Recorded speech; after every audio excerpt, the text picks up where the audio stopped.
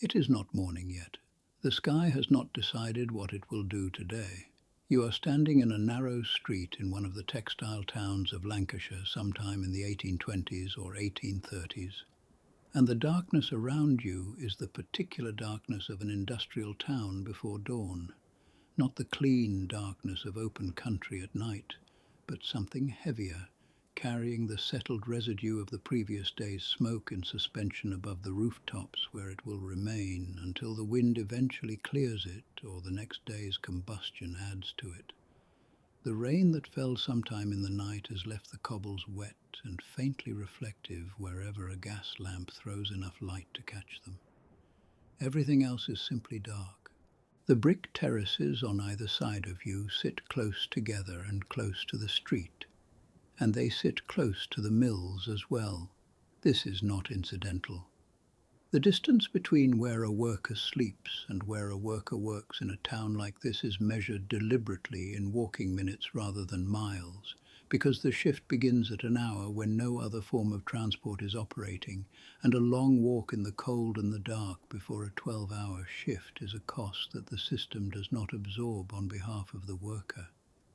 Proximity is not a comfort in this place, it is a necessity, built into the geography of the town from the earliest rows of housing that went up to serve the earliest mills. Inside one of these houses, in a room shared by more people than the room was built to comfortably hold, someone is waking a child. It is not a gentle process, and it does not need to be. The child has been asleep for perhaps 5 or 6 hours, sharing a bed with one or more siblings in a room where the air is close, and the morning has not yet brought any daylight through the small window to suggest that waking is reasonable.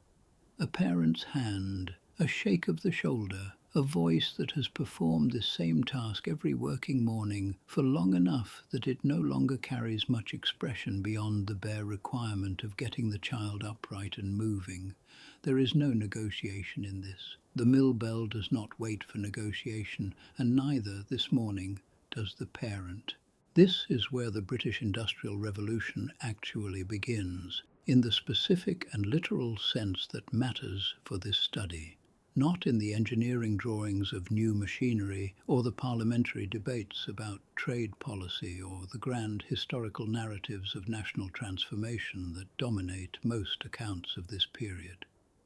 It begins here, in a dark room, with a child being pulled out of sleep before the body has finished using it,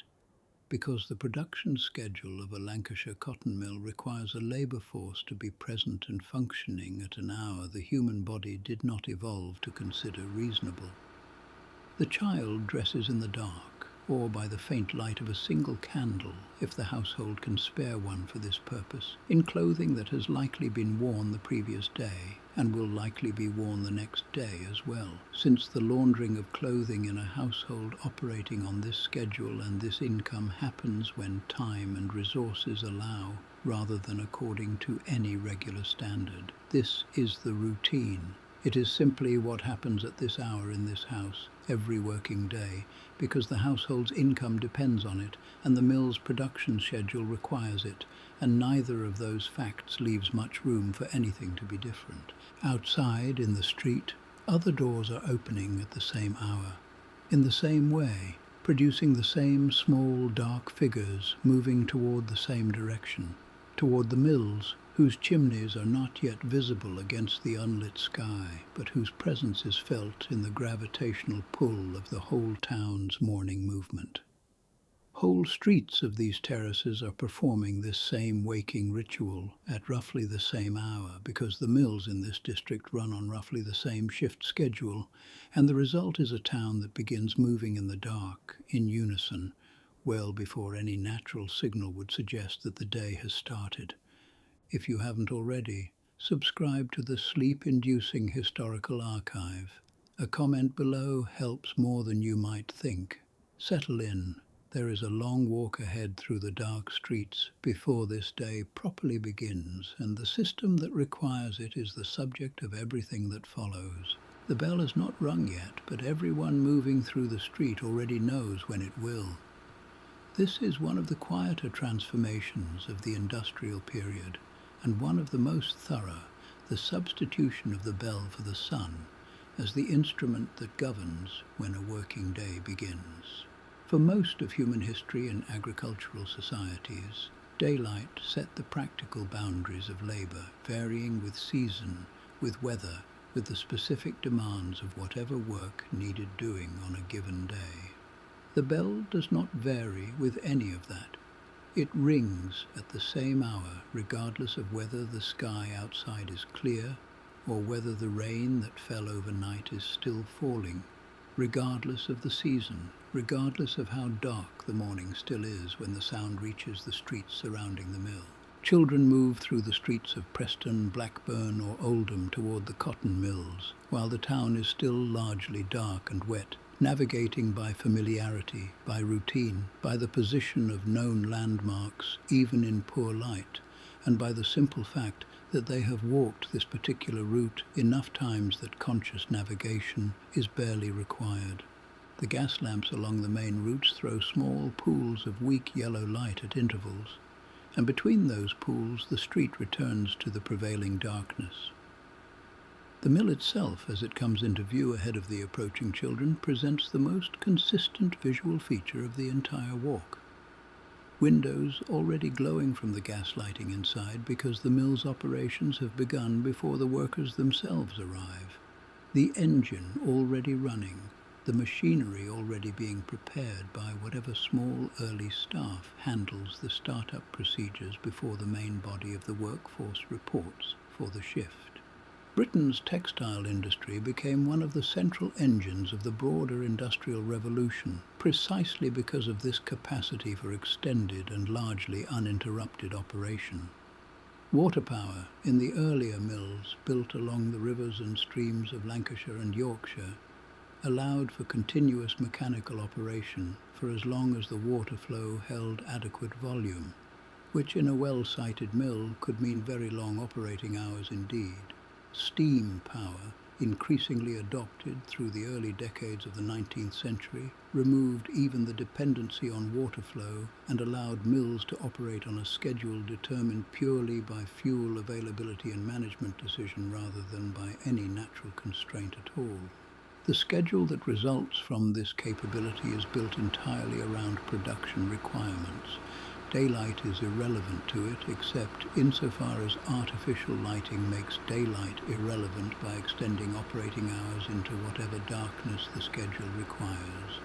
Weather is irrelevant to it, except insofar as it makes the walk to and from the mill more or less unpleasant for the workers who must make that walk regardless of conditions.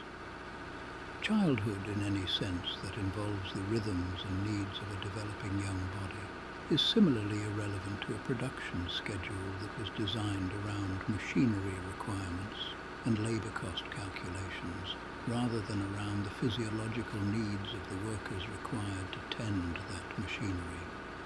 The bell will ring soon. The children walking through these streets know this with the same certainty that they know the route itself, and they adjust their pace accordingly. Not rushing exactly, because rushing in the dark and the wet risks a fall on uneven cobbles, but moving with the steady, purposeful walk of people who understand precisely how much time remains before the consequence of lateness becomes real. A fine deducted from a wage that is already calculated to the smallest practical unit the household can survive on. A reprimand from an overseer whose patience for unpunctuality is limited by his own production targets. The bell, when it finally rings, will not announce a beginning so much as confirm that the beginning has already been correctly anticipated by everyone now converging on the mill's entrance from every direction the surrounding streets extend in. The cotton mills of Lancashire and the woolen mills of Yorkshire did not employ children by accident or as an afterthought to their primary workforce. They employed children because children's bodies were, for certain specific tasks within the mechanized production process, better suited to the requirement than adult bodies were.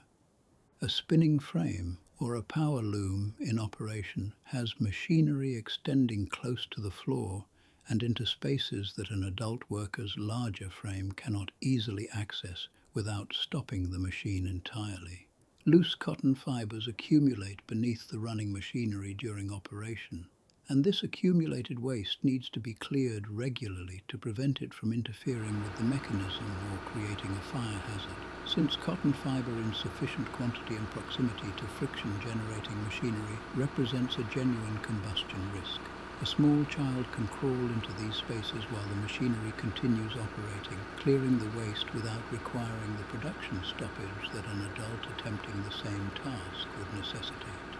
Beyond the specific spatial advantage of a small body in a tight mechanical space, children offered a labor cost that no adult workforce could match. A child's wage in a Lancashire cotton mill in this period was a fraction of an adult's wage for comparable hours, and for tasks that did not require an adult's strength or an adult's developed dexterity. Carrying bobbins between machines, attending a single repetitive function under the supervision of an adult operative, performing the constant small adjustments and repairs that kept a frame running smoothly. A child's labor was, from the mill owner's purely economic perspective, simply a more efficient allocation of wage expenditure than an adult's labor would have been for the same function. The supply of this labor came from two distinct sources, and both sources were substantial and largely reliable from the mill owner's point of view. Poor families living in the rapidly growing industrial towns provided children whose labor was, in a practical sense, an extension of their family's own economic survival strategy. Every household member capable of earning a wage contributed to the household income, and a child old enough to walk to the mill and perform a supervised task was old enough, by the standards that prevailed in these communities at this time, to be considered a contributing household earner. Parish apprentices represented a different and in some ways more troubling source. Children from workhouses or from families unable to support them, sent under various forms of indenture or apprenticeship arrangement to mills, often at considerable distance from their place of origin, with substantially less family oversight or protection than children working in mills near their own homes enjoyed. Mill owners and the broader industrial establishment of this period did not generally describe this system in the terms that later generations would use to describe it. The language used in contemporary accounts, in employer correspondence, in the public defense of the system when it began to be challenged, framed child labor as a form of training, as an opportunity for useful employment that would otherwise be denied to children whose families needed the income, as a discipline that built character and habit appropriate to a working life that the child would in any case need to enter eventually. This language was not entirely cynical in every instance. Many employers of this period genuinely believed some version of this framing, having grown up themselves within an economic and social order that took the necessity of child labor among the poor largely for granted. But the language served a function regardless of the sincerity behind it. It gave the system a respectable vocabulary. It allowed the practice to be discussed in terms of opportunity and necessity rather than in terms of exploitation, and that vocabulary made the system considerably easier to defend, to normalize and to perpetuate than a more honest accounting of what was actually being asked of these children's bodies would have allowed. There is a meaningful difference between the two principal sources of child labor in the Industrial Revolution's textile mills, and the difference matters for understanding the full range of what this system actually involved. The first category is the child working within reach of their own family and their own home, a child whose parents also work in the mill or in related trades nearby, and whose daily routine of waking before dawn, walking to the mill, working the shift and returning home in the evening takes place within a household structure that retains some capacity to look after the child's basic welfare, even under the severe constraints that the industrial schedule imposes. This child is exploited by the economic system that requires their labor, but they are not abandoned by their family within that system. Someone wakes them in the morning who has some investment in their well-being. Someone notices, even if they cannot always act effectively upon noticing, when the child seems more unwell or more exhausted than usual. The second category, the parish apprentice, exists in a substantially more exposed position. These were children, often orphaned, often from families too destitute to support them, often simply surplus to what the local parish poor relief system could continue to fund through ordinary means, who were placed under formal apprenticeship arrangements that bound them to mill owners, frequently at mills located considerable distances from the parish that had placed them. A parish apprentice sent from a southern agricultural county to a Lancashire cotton mill, as happened with some regularity in the earlier decades of large-scale mill operation, arrived in an industrial town with no family connection whatsoever, housed by the mill owner or in dedicated apprentice housing and subject to whatever standard of treatment and oversight the specific employer chose to provide. The legal framework around these apprenticeship arrangements provided the appearance of protection, formal indenture documents, nominal obligations on the part of the employer regarding food, lodging and basic treatment, but the practical enforcement of these obligations depended heavily on local circumstances, on the individual character of the specific employer, and on the parish authority's ongoing interest in and capacity to monitor the well-being of children it had sent away and, in most practical senses, ceased to be directly responsible for on a daily basis. Both groups of children were shaped by the same underlying economic logic. British industrial production in this period required a continuous supply of cheap and tractable labour for the repetitive tasks that the mechanised production process generated in large quantity and the social and economic conditions of the period, widespread rural and urban poverty, an underdeveloped system of formal child welfare protection, a cultural framework that took child labour among poor families largely for granted as an economic necessity rather than treating it as inherently exceptional, combined to make children from both poor working families and from the parish system readily available to fill that labour requirement. The distinction between the two groups mattered enormously to the individual child's daily experience and to the degree of protection or support available to them, but it mattered considerably less to the mill system as a whole, which absorbed labour from both sources according to whichever was more readily available in a given district at a given time, treating the two populations as functionally interchangeable inputs to the same production requirement regardless of how different their actual circumstances were. Enter the cotton spinning mill, and the environment that received these children every working morning becomes immediately apparent in its specific physical character. The air inside a Lancashire cotton spinning mill in this period was deliberately maintained at a level of humidity higher than would be comfortable for the workers inside it, because cotton fibre processes more reliably and breaks less frequently in damp air than in dry air, and the production requirements of the machinery took priority over the comfort of the people operating it. This meant that the children working inside the mill spent their shift in an atmosphere that was warm, humid and thick with airborne cotton fibre released by the spinning and carding processes, an atmosphere that settled into clothing, into hair, into the lungs of everyone who breathed it across a full working day. The spinning frames themselves stretched in long rows across the mill floor, each frame a complex arrangement of spindles, rollers and moving parts driven by overhead belts connected to the central engine. Bobbins moved constantly between machines, carried by the youngest and most mobile workers on the floor,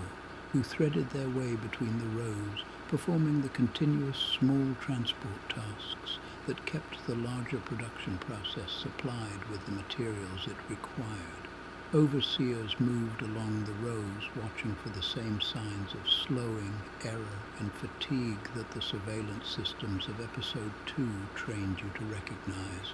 though the specific economic stakes here involved a workforce considerably younger and considerably more vulnerable to the consequences of failing to meet the expected pace. This was the system that had made Manchester known, increasingly through these decades, by the name Cottonopolis, a city whose entire identity had become bound up with cotton production at a scale that dwarfed anything the textile trade had previously achieved in England's history. The nickname was not intended as praise for the city's beauty or for the conditions of life within it. It was simply a description of what Manchester had become, a city whose economic and physical identity had been substantially reorganized around the requirements of an industry that had, in the process of generating enormous wealth and enormous productive capacity, absorbed an enormous quantity of human labor, a significant proportion of which was performed by children whose bodies were still developing the basic physical and cognitive capacities that adult labor takes for granted. The machinery on this factory floor operated according to its own mechanical logic, entirely independent of the condition of the workers attending it. A spinning frame did not run more slowly because the child tending it had slept 4 hours the previous night instead of 6. A power loom did not pause because the piecer responsible for repairing its broken threads was experiencing the particular kind of cognitive fog that severe and chronic sleep deprivation produces in a developing brain. The machine's pace was set by the engine's pace was set by the production schedule, and the children working within that system were required to match a pace that had been calculated entirely without reference to what a child's body and mind could sustainably provide. Exhaustion inside this system was not treated as a condition requiring sympathy or accommodation. It was treated as a discipline problem, and the children working inside the mill learned this distinction early and learned to manage their own visible fatigue accordingly, because the consequences of failing to manage it fell on them directly and immediately. A child who began visibly slowing during a shift, eyes drooping, movements becoming sluggish, attention drifting from the task at hand in the particular way that severe sleep deprivation produces, regardless of a person's conscious effort to prevent it, risked drawing the overseer's attention in a way that rarely produced a sympathetic response. The overseer's own position depended on maintaining production levels across his section of the floor, and a slowing worker, regardless of age or cause, represented a threat to that production level that he had every professional incentive to correct as quickly and as firmly as the situation required. Children developed their own informal strategies for managing this, learned from watching older workers and from their own accumulated experience of which behaviors helped and which did not. Splashing cold water on the face during whatever brief moments the work allowed for it, deliberately keeping the body in constant small motion rather than allowing it to settle into the stillness that invited drowsiness. Rubbing the hands together, shifting weight from foot to foot, finding small physical tasks to occupy attention even during the brief lulls in the primary work that might otherwise allow exhaustion to fully assert itself. These were not techniques taught formally by anyone with authority over the children's welfare. They were survival behaviors, passed informally between workers, refined through the simple trial and error of what helped a tired body maintain the appearance of adequate function for 1 more hour and then 1 more hour after that. A child who failed to manage this adequately faced a range of possible consequences depending on the specific mill, the specific overseer, and the severity of the visible slowing. A sharp verbal reprimand was among the milder responses. Physical correction, a blow, a shake, whatever method the specific overseer favored for jolting a visibly failing worker back into functional alertness, was not uncommon in mills of this period and across this general time frame.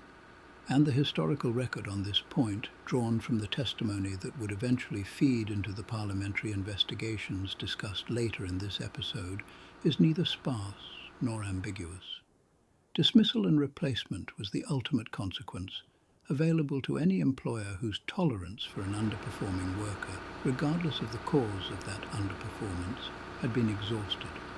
What made this entire dynamic sustainable from the system's perspective, rather than something that would have generated immediate and overwhelming resistance, was the simple fact that exhaustion in this environment was not exceptional. Every child on the factory floor was operating under some degree of chronic sleep deprivation, because the schedule that produced this condition in one child produced it equally in all of them. The exhausted child was not an anomaly requiring special notice. The exhausted child was the ordinary condition of every child in the room, and a condition that is universal within an environment very quickly stops being treated as a condition requiring remedy and starts being treated by everyone inside the environment, including the children themselves, as simply the way things are. By the middle hours of a long working shift, the fatigue that the morning's adrenaline and the structured small tasks of the early hours had partially masked becomes considerably harder to manage. The meal break, when it comes, is brief and practical, rather than restorative in any meaningful sense. Children eat whatever has been brought from home or whatever can be obtained nearby. Bread, perhaps a small amount of cheese or dripping, something filling and cheap rather than anything resembling a properly nourishing meal calculated to support a growing body through demanding physical labor. The break is often taken close to the mill itself rather than at home, since the time allotted is rarely sufficient to allow for the walk home and back within the permitted window, which means the brief period of rest available to the child happens in proximity to the same noise, the same smoke, the same general industrial environment that the working shift itself takes place within. The body, by this point in a long shift, has received no genuine recovery opportunity since waking. The short meal break provides a pause in the specific physical tasks of the work, but does not provide the kind of restorative rest that a developing body chronically deprived of adequate sleep actually requires. The child returns to the factory floor for the second half of the shift, carrying the same accumulated fatigue that the meal break did nothing meaningful to address. And the machinery, indifferent as always to the condition of the worker attending it, resumes at exactly the pace it maintained before the break began. There is a contrast worth sitting with at this point in the episode between the scale of wealth and national development that this period of British industrial expansion generated and the scale of the individual daily experience sustaining it. The cotton that this child's repetitive, exhausting labor helps produce will eventually be woven into cloth that is sold domestically and exported internationally, generating profits that flow into the expanding railway investment of this same period, into urban development projects in the growing cities, into the broader accumulation of national industrial wealth that historians of later generations would point to as evidence of Britain's extraordinary economic transformation during these decades. Some of that same cotton trade connects through the broader structures of 19th century British commerce to the expanding reach of the British Empire, whose economic relationships with cotton-producing regions abroad and cotton-consuming markets around the world were themselves being reshaped by the scale of production that mills like this one were achieving. None of this larger picture is visible to the child standing at the spinning frame in the middle of a long afternoon shift, attention narrowing to the immediate repetitive task in front of them, body operating on a level of accumulated sleep debt that would be recognized today as a serious health concern requiring intervention. The grand historical narrative of British industrial achievement and the small, specific, repeated physical movements of an exhausted child's hands exist simultaneously, connected by an economic chain that the child has no occasion to perceive and that the broader society celebrating the achievement has, for the most part, very little occasion or inclination to examine closely. The walk home at the end of a long shift covers the same streets the child walked that morning, but the character of the walk is different in ways that go beyond the simple fact of daylight having arrived and, depending on the season and the length of the shift, possibly already departed again by the time the shift ends. The smoke that fills the industrial town's air does not lift during the working day in any meaningful way. Episode 3 of this series established the permanent character of this atmospheric condition, and the children walking home through it experienced the same heavy, smoke-thickened air that characterized their walk to the mill that morning, now combined with whatever the day's weather has added to it. Rain, if it has fallen during the day, has mixed with the accumulated industrial residue in the way the earlier episode described, producing streets that are not merely wet, but wet in the particular heavy, soiled way that characterizes an industrial town's surface after rain. The factory noise that dominated the child's working hours does not entirely disappear once they have left the mill building itself. Other mills in the district continue operating on their own shift schedules, and the combined mechanical hum of an industrial town's collective production activity is present at a reduced but still perceptible level throughout the streets surrounding the district's mills, regardless of which specific building a given worker has just left. Home, when the child finally reaches it, does not necessarily offer the rest that the word might suggest to someone unfamiliar with the actual conditions of working-class housing in this period. The housing itself, as established in Episode 5's examination of the rapid and inadequate construction that characterized industrial worker accommodation, is cramped, poorly ventilated, and shared among more people than the available space comfortably accommodates. A child returning from a long shift may find chores waiting, younger siblings requiring attention, household tasks that fall to whichever family member has the most immediate availability, regardless of how exhausted that family member already is from their own day's labor. The shared bed, the same arrangement described in detail in a previous video, awaits the child at the end of whatever evening routine the household maintains. And the sleep that the child finally achieves in that shared bed will be interrupted the following morning by exactly the same process that began this section of the episode: a parent's hand, a shake of the shoulder, the same dark room, and the same urgent need to move before the body has finished whatever restoration the available hours of sleep were able to provide. The mill's schedule, in this sense, does not end when the child walks out of the mill's doors at the end of a shift. It follows the child home, shapes the available hours of the evening, determines the hour at which sleep must begin, if the following morning's waking is to happen with any margin at all, and reasserts itself the following morning with the same inescapable authority it held the previous day. Industrial Britain in this period did not maintain a clean separation between the demands of the factory and the texture of domestic life.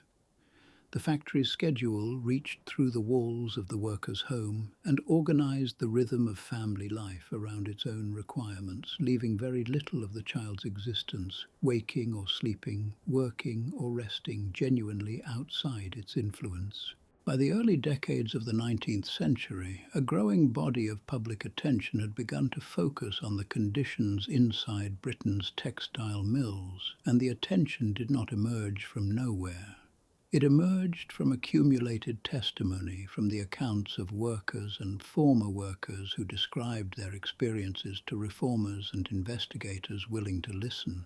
from the observations of doctors and clergy and local officials who had occasion to see firsthand what the mills were actually producing in terms of human cost alongside their textile output. Parliamentary investigations into factory conditions, conducted across several decades of this period, collected testimony that documented in considerable detail the hours children worked, the physical conditions they worked under, the injuries and long-term health effects associated with their labor, and the disciplinary methods used to maintain the production pace these systems required. This testimony did not produce immediate or complete reform. The mill owners and the broader industrial interests connected to textile production had substantial economic and political influence, and the arguments made in defense of the existing system, arguments about necessity, about family economic survival, about the dangers of government interference in private industry, carried real weight in the political environment of this period. The Factory Act of 1833 represents a genuine turning point within this slow process, even though it did not represent anything close to a complete resolution of the conditions this episode has described. The Act limited the hours that children could be required to work in textile factories, restricted the employment of the youngest children entirely, prohibited night work for workers below a certain age, required some provision of schooling for child workers, and established a system of factory inspectors with the authority to enter mills and assess compliance with the new regulations. It is worth being honest about what this legislation did and did not accomplish. It did not end child labour in British textile mills. It did not immediately or completely eliminate the long hours, the dangerous conditions, or the disciplinary harshness that this episode has described. Enforcement depended on a small number of inspectors covering large industrial districts, and compliance varied considerably depending on the specific mill and the specific willingness of local authorities to pursue violations. Children continued working in textile mills under conditions that would be considered entirely unacceptable by any later standard for years and in some respects decades after this legislation passed. What the Factory Act of 1833 does represent accurately is the moment at which the British state formally acknowledged that the conditions inside its own textile industry required regulatory intervention, that the system could not simply be left to operate according to its own internal economic logic without some external constraint imposed on its treatment of the children whose labour it depended upon. This acknowledgement came only after the factory system itself had already been operating, largely unregulated, for several decades, and had already reorganised the childhood experience of a substantial portion of Britain's industrial working population around its own production requirements before any meaningful legal constraint arrived to moderate it. Britain began regulating its factories only after its factories had already, in the most practical and literal sense, finished reorganizing what childhood meant for the children who worked inside them. Return again to the dark street outside a Lancashire mill in the hour before the morning shift begins. The British Industrial Revolution is remembered in most of the accounts that dominate popular historical memory through its engines and its steam and its iron and its railways, through the inventors and the entrepreneurs whose names attach themselves to the technological transformations of this period. These are not inaccurate emphases. The mechanical and technological achievements of this period were genuinely extraordinary, and they reshaped Britain's economy and Britain's place in the world in ways that continued to matter for generations after the specific mills and machines of this period had themselves become historical curiosities rather than active production sites. But the daily operation of this transformation, the actual mechanism by which all of that productive capacity translated into finished cotton goods and woolen cloth available for sale in markets at home and abroad, depended at a very basic and practical level on children waking before dawn in dark rooms in crowded houses, walking through smoke-filled streets toward mills whose windows glowed with gaslight long before the sky outside suggested that the day had properly begun, and remaining at their stations, attending machinery that showed no consideration for their condition long after their bodies had begun to fail at the basic task of staying functionally alert. The mill system, across the decades this episode has covered, did not merely employ these children in the narrow economic sense of providing wages in exchange for labour. It trained them through years of repetition and through the simple accumulated weight of daily experience into a particular relationship with time, with their own bodies, and with the concept of work itself that would carry forward into their adult lives and into the working culture of the industrial towns where they grew up. The exhaustion was not an unfortunate side effect of an otherwise functional system. It was, in the most direct sense, part of what the system actually produced, alongside the cotton thread and the woven cloth that represented its more visible and more celebrated output. Britain's new age of industrial production, the age that this entire phase has been documenting one system at a time,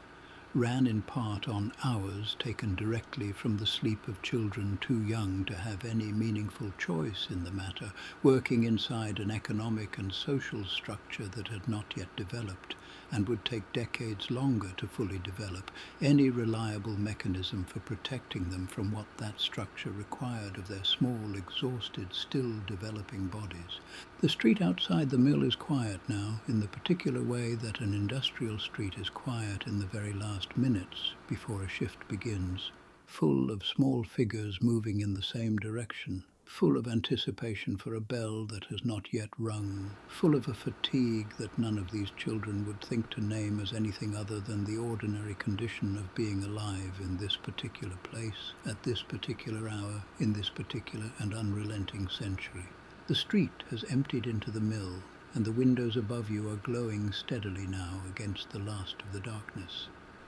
You remain for a moment at the corner where the smoke and the gaslight meet, the cobbles still wet from the night's rain, the quiet that settles over a street once everyone who needed to be somewhere has already arrived there. Nothing about the morning has changed. It will arrive again in exactly the same manner tomorrow. These are the systems that asked the most from those who had the least to give, built on hours that were never given back and never fully accounted for. If you'd like to return, the archive is, as always, open.